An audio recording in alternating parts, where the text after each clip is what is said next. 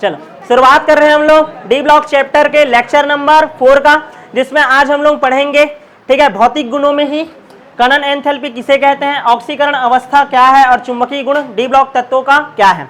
ठीक है, इससे जो पहले क्लास हुआ था उसमें हम लोग संक्रमण तत्व किसे कहते हैं इसके बारे में डिटेल पढ़े थे, फिर इलेक्ट्रॉनिक विन्यास पढ़े थे, फिर आयनन ऊर्जा, उसके बाद क्या पढ़े थे हम लोग, घनत्व। क्या पढ़े थे, घनत्व। घनत्व पढ़ने के बाद हम लोग पढ़े थे मेल्टिंग पॉइंट और बॉइलिंग पॉइंट। इन सब के बारे में अच्छा से डिटेल स्टडी कर लिए थे। अब जो क्लास होगा उसमें अब हम लोग क्या पढ़ रहे हैं, कणन एंथैल्पी। कणन एंथैल्पी किसे कहते हैं, डी ब्लॉक के जितने भी तत्व हैं वो धातु हैं, और धातु के बारे में जानते हो वो कैसे अवस्था में रहते हैं, ठोस अवस्था में। कौन सा अवस्था में रहते हैं, ठोस अवस्था। जब एक मोल धातु है, ध्यान समझना, एक मोल धातु जो कि कौन सा अवस्था में, आपके ठोस अवस्था में, यदि मैं उसको किसमें कन्वर्ट करता हूं, एक मोल गैसीय अवस्था में, एक मोल धातु को किसमें, कौन सा अवस्था में ले गया, गैस अवस्था में, तो इसमें मेरे को जितना एनर्जी लगेगा उसी को बोलते हैं क्या, कणन एंथैल्पी। क्या बोलते हैं, कणन एंथैल्पी। समझ आया कि नहीं। डी ब्लॉक के जितने भी तत्व होते हैं, धातु होते हैं, धातु ठोस अवस्था में रहता है। इस एक मोल ठोस धातु को एक मोल गैस धातु में कन्वर्ट करने के लिए जितना एनर्जी का रिक्वायरमेंट होगा, जितना ऊर्जा का आवश्यकता होगा, उसी को बोलेंगे क्या, कणन एंथैल्पी।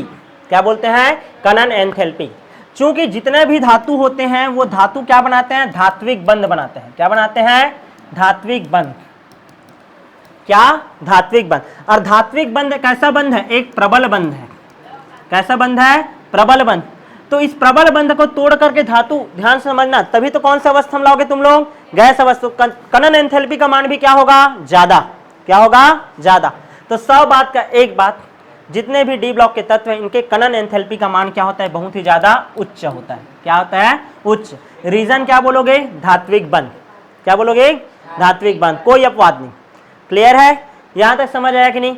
सिर्फ परिभाषा आएगा 2 नंबर का, कणन एंथैल्पी किसे कहते हैं। क्या लिखोगे, डी ब्लॉक के सभी तत्व धातु होते हैं और ठोस अवस्था में होते हैं। एक मोल ठोस अवस्था में उपस्थित धातु को एक मोल गैस अवस्था में उपस्थित धातु में बदलने के लिए जितने ऊर्जा का आवश्यकता होता है उसे क्या बोलते हैं, कणन एंथैल्पी। चूंकि धातुओं के मध्य धात्विक बंध पाया जाता है और धात्विक बंध एक प्रबल बंध है, इस कारण इसको तोड़ने के लिए बंध पाया जा रहा है, तभी सॉलिड स्टेट में है। कण क्या है, पास पास है, और इसमें क्या हो जाएंगे, दूर दूर। तो इसको तोड़ने के लिए ज्यादा एनर्जी लगेगा, मतलब कणन एंथैल्पी का मान संक्रमण तत्वों का सर्वाधिक होता है। खत्म, पहला टॉपिक। दूसरा टॉपिक पढ़े क्या, दूसरा टॉपिक है आपका ऑक्सीकरण अवस्था। क्या पढ़ेंगे, ऑक्सीकरण अवस्था। मोस्ट आईएमपी क्वेश्चन, ठीक है। डी ब्लॉक के तत्व परिवर्ती ऑक्सीकरण अवस्था दिखाते हैं क्यों।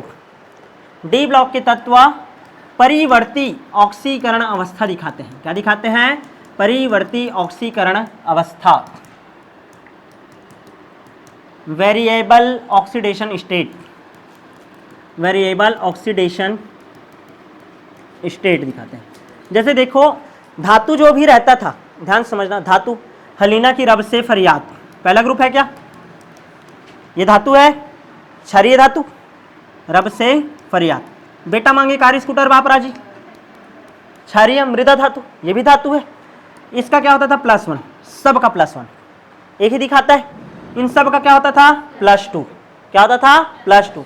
लेकिन ध्यान से समझना, जब हम लोग बात करते हैं स्कैंडियम का, टाइटेनियम का, वेनेडियम का, क्रोमियम का, मैग्नीज का, फिकोनी का, ठीक है, उसके बाद क्या आ जाएगा, कॉपर और जिंक। 1 2 3 4 5 6 7 8 9 10। इन 10 का, जैसे कि स्कैंडियम का ना +1 भी होता है, +2 भी होता है, +3 भी होता है।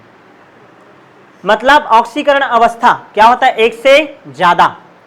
क्लियर है। अब इसका रीजन क्या है, क्योंकि जब इलेक्ट्रॉनिक विन्यास निकालते थे तो इलेक्ट्रॉनिक विन्यास में NS कक्षक भी क्या करता था, भाग लेता था। NS कक्षक भी क्या करता था, भाग लेता था। यहां तक क्लियर है। धात्विक बंध बनाने में डी ब्लॉक के NS कक्षक भी पार्टिसिपेट करते हैं। केवल डी कक्षक बस भाग लेता है क्या, नहीं, केवल डी कक्षक बस भाग लेता ना तो D1 आता है, 3D1, तो इसका ऑक्सीकरण संख्या केवल और केवल क्या आता, +1 आता।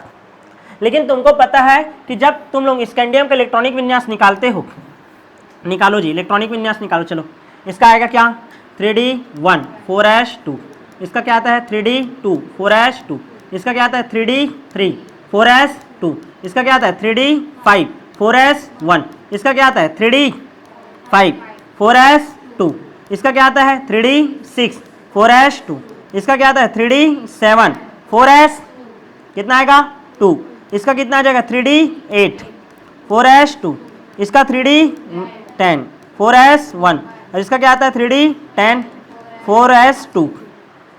क्लियर है। अब यहां पास देखो, यहां केवल डी कक्षक भाग लेता तो +1 आता, लेकिन एस कक्षक भी भाग ले रहा है। मैं तुमको बताया था एस कक्षक से इलेक्ट्रॉन निकालना आसान है कि डी से, एस से। तो ये 3d है और ये 4s है, कौन ज्यादा आसानी से इलेक्ट्रॉन निकालेगा? एस ना, बाहर में है और बाहर के कोण से इलेक्ट्रॉन निकालना क्या होता है? आसान। तो यहां पास का एक इलेक्ट्रॉन निकलेगा तो +1, दूसरा भी निकल गया तो +2 और 2 के साथ एक और निकल गया तो +3। तो इस कारण +1 भी दिखा सकता है, +2 भी दिखा सकता है, +3। चलो इसका बताओ क्या क्या दिखाएगा? +1 +2 +3 +4। समझ आ रहा है? ये क्या दिखाएगा? +1 +2 +3 +4 +5 जाएगा। यहां पास 5 और 1 6, यानी कि +1 से लेकर के कहां तक दिखाएगा? +6 तक। ये बताओ तो Mn +1 से लेकर के +5 2 7 +7 तक दिखाएगा। अब यहां पास ध्यान देना जी, ठीक है, 2 है और 6 है, तो तुम लोग क्या सोचोगे? 6 है तो 6 धन 2 8, ऐसा दिमाग लगाना है क्या? नहीं, ठीक है। कितना डिब्बा है? 5 ना, 1 2 3 4 5 और ये 6। बंध निर्माण में कितना डिब्बा भाग लेगा? केवल और केवल 4। तो 4 धन 2 6, तो कहां से कहां तक जाएगा? +1 से लेकर के +6 तक। यहां पर बताओ कितना डिब्बा बचा रहेगा? 7 है तो 3 ना, तो कहां से कहां तक जाएगा? +1 से लेकर के +5 तक, 5 तक जाएगा। 3 2 5। समझ आ रहा है कि नहीं? वैसे निकिल का देखोगे तो 8 है, बचा कितना होगा? 2। कितना बचा होगा? 2 2 और 2 4, तो +1 से लेकर के कहां तक जाएगा? +4 तक। किसको नहीं आ रहा है समझ? सबको आ रहा है ना? डिब्बा हिसाब देखना अयुग्मित। ये देखो 3d8 है तो कितना इलेक्ट्रॉन? 1 2 3 4 5 है ना, 1 2 3 4 5 6 7 8, तो 2 ठोक तो बस भाग ली ना। अवयस के इलेक्ट्रॉन तो 2 और 2 4, तो मैक्सिमम कितना तक जाएगा? 4। और इधर कितना हो गया? 1 से कहा? Fe 4 और एस का 2, एस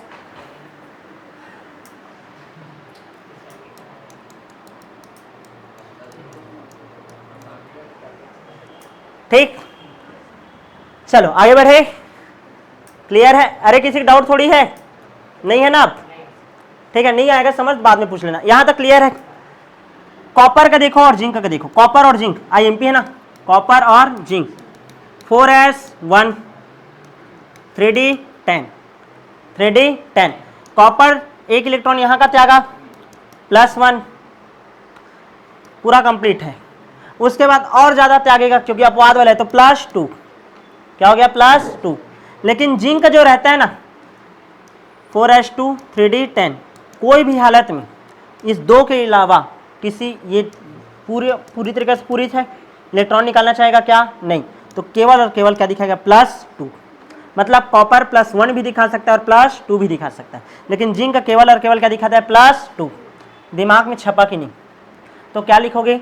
ऐसा आएगा, ऑक्सीकरण अवस्था को समझाइए करके। तो क्या लिखोगे? डी ब्लॉक के तत्व परिवर्ती ऑक्सीकरण अवस्था प्रदर्शित करते हैं, अर्थात इनका कोई एक ऑक्सीकरण संख्या होता नहीं है। इसका कारण यह है कि धात्विक बंध बनाने में डी कक्षक के साथ साथ एनएस कक्षक भी भाग लेते हैं। क्लियर है? इनका ऑक्सीकरण संख्या निम्न हो सकता है। नोट से जब देखोगे तो इसमें सब ऑक्सीकरण संख्या लिखा है और कोई एक ऑक्सीकरण संख्या में एकदम ऐसा गोला लगा है। जैसे कि Mn है तो 1 से लेकर के 7 तक है, तो +1 2 3 4 5 6 7 तक रखूंगा और 7 को मैं ऐसे गोला लगा दिया। मतलब 7 वाला ऑक्सीकरण संख्या उसका क्या तरह उसमें ज्यादा कंपाउंड बनता है। क्लियर है ना? मतलब अधिकतर कंपाउंड में वो क्या कौन सा अवस्था दिखाता होगा? +7। जैसे तुम लोग जिंक का देखो, तुम लोग हमेशा ZnSO4 देखे होगे, ZnCl2 देखे होगे। क्लियर है ना? ZnS, ठीक है, ये बहुत कम मात्रा में। क्लियर है? या फिर चलो होगा भी, क्यों? Zn2+ यहाँ पे भी ऑक्सीकरण संख्या 2+ H2- होता है और CTPO, ऑक्सीजन का -2 तो सल्फर का भी क्या होगा? -2। सल्फेट का भी क्या होता है? -2, इस कारण इसका +2। यहाँ पर Cl का, एक क्लोरीन का -1, 2 क्लोरीन का -2, तो इसको पूरित कर दिया +2। इसी कारण बोला हूं ना जिंक का हमेशा क्या होता है? +2। कोई भी कंपाउंड ऐसा नहीं बनाएगा जिसके साथ वो कौन सा शो करे, +1 शो करे। हमेशा क्या दिखाता है, +2, दिमाग में छपेगा। क्लियर है कि नहीं, समझ आया। परिवर्ती ऑक्सीकरण अवस्था क्यों दिखाते हैं, क्योंकि N-1 डी कक्षक के साथ साथ NH2 कक्षक भी भाग लेते हैं, जिसके कारण ऑक्सीकरण संख्या जितना दिखाना चाहिए था। जैसे कि आयरन को क्या समझते थे तुम लोग, Fe है 6, 3D6, लास्ट में कितना है 4, 6 है तो इधर भाई 4 बचा तो +4 बस दिखाना चाहिए, लेकिन NH भी भाग ले लिया तो उसका 2 इलेक्ट्रॉन और ऐड हो गया तो +6 तक दिखा देगा वो। समझ आया, यहां तक क्लियर है कि नहीं। N-1 डी कक्षक के साथ साथ NS कक्षक भी बंध बनाने में भाग लेते हैं। क्लियर है, सीधा रीजन है ये, यहां तक क्लियर है कि नहीं। मतलब दोनों के दोनों कक्षक बंध बनाने में भाग लेंगे, इस कारण परिवर्ती ऑक्सीकरण संख्या शो करते हैं। नेक्स्ट है चुंबकीय गुण। डी ब्लॉक के तत्व धातु हैं और जितने भी संक्रमण धातु रहते हैं उनके जो यौगिक होते हैं वो कैसा गुण शो करते हैं, चुंबकीय गुण शो करते हैं। कैसा गुण शो करते हैं, चुंबकीय गुण। कौन, संक्रमण तत्व। जितने भी संक्रमण तत्व होते हैं वो क्या शो करते हैं, चुंबकीय गुण। और चुंबकीय गुण कितने प्रकार का होता है, 2 प्रकार का। एक होता है क्या, अणुचुंबकी, जो चुंबक की ओर आसानी से क्या हो सकते हैं, आकर्षित। और एक होता है क्या, प्रतिचुंबकी, जो क्या होते हैं उससे दूर भग जाते हैं। क्लियर है, आसानी से आकर्षित होते नहीं है। यहां तक क्लियर है कि नहीं, समझ आया। चुंबकीय गुण में सबसे पहले ज्यादा जरूरी क्या है, अणुचुंबकी। अणुचुंबकी को हम लोग क्या बोलते हैं जी, पैरामैग्नेटिक की डायमैग्नेटिक, पैरामैग्नेटिक। क्या बोलते हैं, पैरामैग्नेटिक। और इसको क्या बोलते हैं, डायामैग्नेटिक। क्या बोलते हैं, डायामैग्नेटिक। कोई भी कंपाउंड में डी ब्लॉक के तत्व में जितना ज्यादा युग्मित इलेक्ट्रॉन होगा समानुपाती होगा अणुचुंबकी। जिसमें जितना ज्यादा युग्मित इलेक्ट्रॉन वो उतना ज्यादा अणुचुंबकी। दिमाग में छापो, जिसमें जितना ज्यादा अयुग्मित इलेक्ट्रॉन उतना ही ज्यादा क्या होगा, अणुचुंबकी। चलो कंपेयर करोगे क्या, फिकोनी में कंपेयर करो, कौन ज्यादा अणुचुंबकी होगा। 3D6, 3D7, 3D8। 10 में से 6 गया कितना बचा, 4 अणुचुंबकी।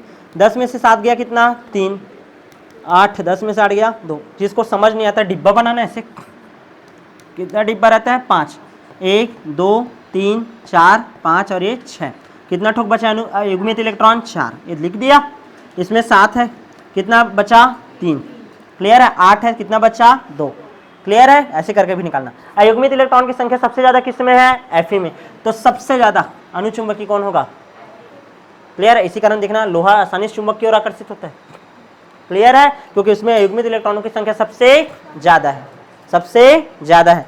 जितना ज्यादा अयुग्मित इलेक्ट्रॉन उतना ही ज्यादा क्या होगा, अणुचुंबकी। और अणुचुंबकी को ही हम लोग क्या बोलते हैं, चुंबकत्व का गुण। क्या बोलते हैं, चुंबकत्व का गुण। यहां तक क्लियर है कि नहीं। अच्छा, चुंबकत्व का जो मात्रक होता है, ध्यान से समझना, चुंबकीय आघूर्ण निकाला जाता है जी। हम लोग क्या निकालते हैं, चुंबकीय आघूर्ण, मैग्नेटिक मोमेंट बोलते हैं जिसको। Mu is equal to √n into n+2। यही होता है क्या, जहां n बराबर अयुग्मित इलेक्ट्रॉनों की संख्या। और केवल ऐसा परिभाषा सूत्र लिख दोगे तो नंबर मिलेगा क्या, नहीं, यहां पास मात्रक लिखना पड़ेगा, बोर मैग्नेटॉन। चुंबकीय आघूर्ण का मात्रक क्या होता है, बोर मैग्नेटॉन। क्या होता है, बोर मैग्नेटॉन। क्लियर है, यहां तक समझ आया कि नहीं। और एक बोर मैग्नेटॉन का मान एक बार तुम्हारे पेपर में पूछा गया है, 9.27 × 10⁻24 एम्पियर मीटर स्क्वायर। याद करवाया था, याद करो, पहला चैप्टर में। क्लियर है, एम्पियर मीटर स्क्वायर एक बोर मैग्नेटॉन का मान है। किसने कहा, एक बोर मैग्नेटॉन का। क्लियर है, एन का मान मतलब जैसे कि Fe के लिए चुंबकीय आघूर्ण का मान निकालो बोलूंगा, बताओ। 3D6 का होता है, 10 में से 6 का कितना आया, 4। तो बस वैसी मान रखना, म्यू इज इक्वल टू 4, 4 धन 2, 6, 6 चौ 24। क्लियर है, तो √24 बराबर बोर मैग्नेटॉन। सॉल्व करते मत रहना, ठीक है, डायरेक्ट लिख देना। क्लियर है, आंसर करके। केमिस्ट्री में एकदम कैलकुलेशन दिखा नहीं जाता, दिमाग में छापना, फॉर्मूला में रख देना, जितना आएगा उतना कर देना। यहां तक क्लियर है, आगे बढ़ जाऊं क्या मैं, ठीक है। तो अब इसका चुंबकीय गुण का एक बार आवर्त में प्रभाव देखेंगे क्या, आवर्त में ही देखेंगे। आवर्त में जब मैं बाएं से किधर जाऊंगा, दाएं, कहां से कहां तक, स्कैंडियम से जब कहां तक जाऊंगा, मैग्नीज तक, तो युग्मित इलेक्ट्रॉनों की संख्या में क्या होती है, वृद्धि। +1 +2 +3 फिर +4 नहीं आता, +5 +5। उसके बाद फिकोनी +6 है, 3d6 होता है, 3d6 कितना आ जाता है 4, फिर 3, फिर 2, फिर अयुग्मित इलेक्ट्रॉन 0, फिर 0। कॉपर और जिंक जी, कॉपर और जिंक में 3d10 3d10, तो अयुग्मित इलेक्ट्रॉन है क्या उसमें, नहीं, तो वो दोनों के दोनों क्या होंगे, प्रतिचुंबकी। क्या होंगे, प्रतिचुंबकी। मतलब वो कोई कंपाउंड बनाएंगे, जैसे कि ZnCl2 बन गया, तो वो कैसा होगा, प्रतिचुंबकी। कैसा होगा, प्रतिचुंबकी। क्लियर है कि नहीं, समझ आ रहा है ये। तो जब मैं आवर्त सारणी में बाएं से दाएं जाता हूं, ठीक है, तो पहले चुंबकत्व का गुण यानी कि अनुचुंबकीय प्रवृत्ति बढ़ती है, उसके बाद घटती है। कहां तक बढ़ती है, मैग्नीज तक, और घटना शुरू हो जाता है फिर कॉपर और जिंक तक। यहां तक क्लियर है कि नहीं, किसी कोई दिक्कत है, नहीं, ठीक है। तो अब जो नेक्स्ट क्लास होगा उसमें हम लोग पढ़ेंगे डी ब्लॉक के रंग के बारे में और उसके उत्प्रेरकी गुण के बारे में।